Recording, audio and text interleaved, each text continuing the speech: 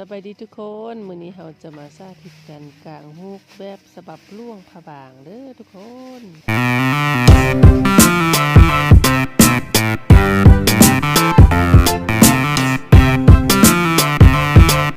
ก่อนอื่นมาทำมาฮูจักกับนางพญาพุ่มข้าวประจำเมืองล่วงผ้าบางเนาะแม่เท่าติ้งเด้อไม่เท่าติ้งเนาะมื้อนี้จะมากางฮูกสาธิตให้ลูกค้าเลยเบิ่งเนาะเครือฮูกไฟเด้อทุกคนมื้อนี้นะขั้นตอนก็ปกติเลยเนาะยึงเข้าเนาะเข้ายึงกลางเข้ายึงก่อนเลยเนาะ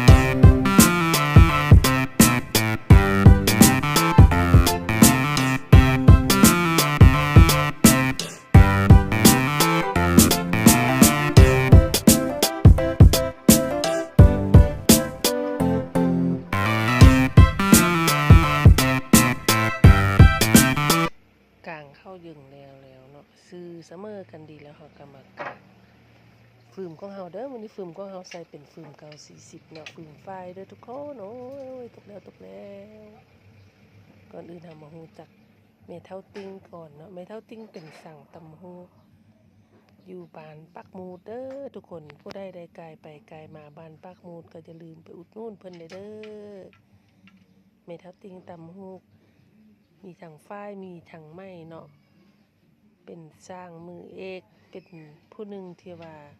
มีบทบาทในการตำฮูกฝ้ายไม้อยู่เมืองล่วงเด้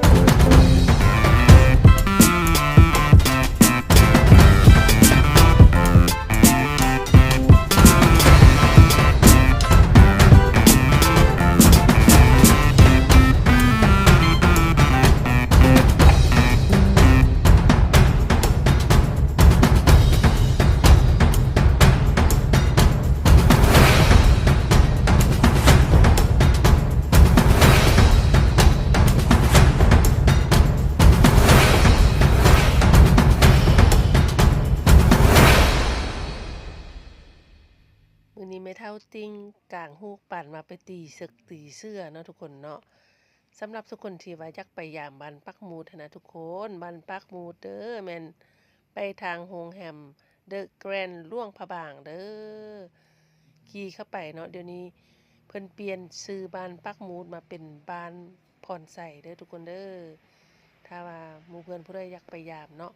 เป็นบ้านหัตถกรรมตำฮูกเด้อฮูกดีฮูกเด่นฮูกคักฮูกงามสิ้นเมืองล่วงแม่นมาจากบ้านปักมูดนี่แหละทุกคนถ้าว่าหมู่เพิ่นผู้ใดอยากไปยามก็ไปเด้อมีหลายฮูกเนาะอยู่ที่บ้านปักมูดเด้อมาต่อกับกลางฮูกของพวกเฮาเนาะสร้างเลยเนาะมี5นิ้วมี10นิ้วเนาะทั้งซาวทั้งสร้างเลยเนาะตวดเลยเนาะเฮ็ดจังได้มันสิแตกเฮ็ดจังได้มันสิเรียบจัดเลยเนาะเอาตามความถนัดกล้องไปมันเด้อทุกคนเด้อ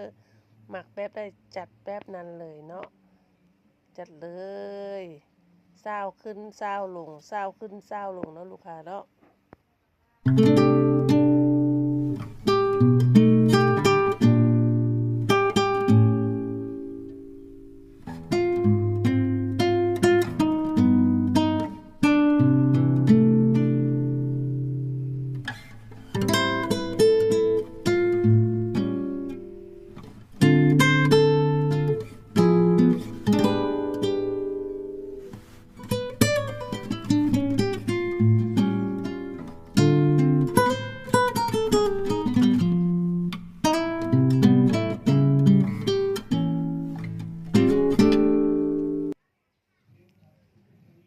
ซาวแล้วเขาก็มาทู่ต่อเนาะทู่เลยเด้อทุกคนเด้อหุก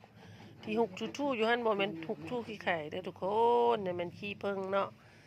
ขี้ผึ้งของแท้เนาะขี้ผึ้งเมืองหลวงเด้อทุกคนเด้อทู่ขี้ผึ้งแล้วใส่ไม้แล้วก็ทูใส่เกลือของเฮาอะเนาะทู่จนว่าเกลือของเฮามันมืนเนาะมันมืนมันบ่เกาะ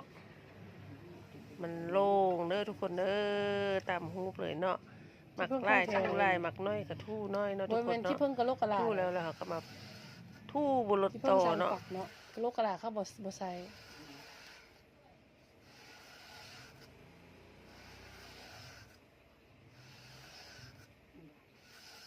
จะบอกเป็นทำอะไรมันจะงามให้คือสมัยใหม่เราเฮ็ดตื้อบ่ถึงบ่งามเฮ็ด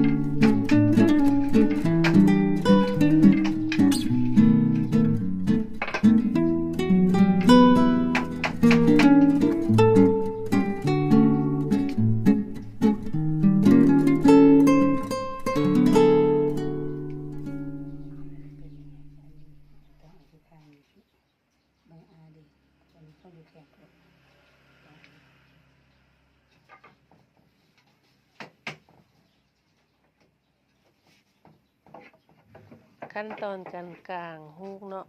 สำหรับเมืองหลวงโดยเฉพาะแม่นโคตรเงามาแต่เมืองปักแสงเด้อจะประมาณนี้เนาะทุกคนเนาะถ้าว่าหมู่เพื่อนผู้ใดลูกค้าท่านใดสนใจอยากทำตัวใดก็สามารถอินบ็อกซ์มาหาแม่ค้าได้เด้อเนาะ